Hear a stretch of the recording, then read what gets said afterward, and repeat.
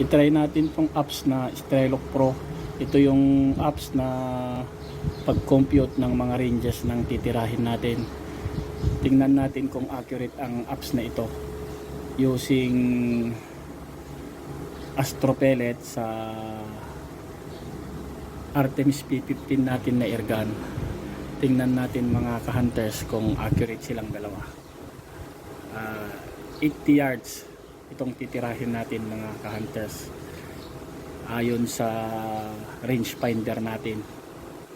At ang sinasabi sa Strelok Pro ay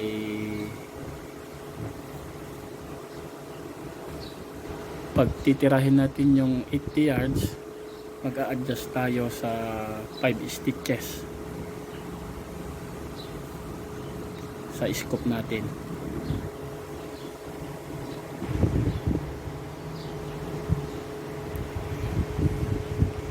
Uunahin natin yung bote ng Coke na maliit, yung sakto na Coke. Susunod natin yung maliit na Yakult, bote ng Yakult.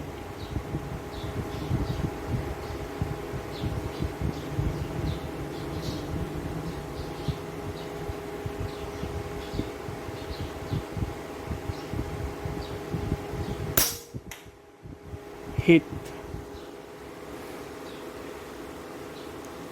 Isa pa.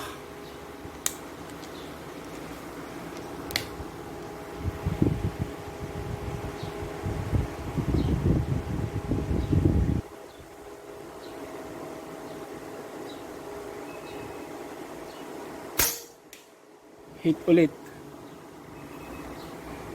Try natin yung Yakult mga ka-hunters.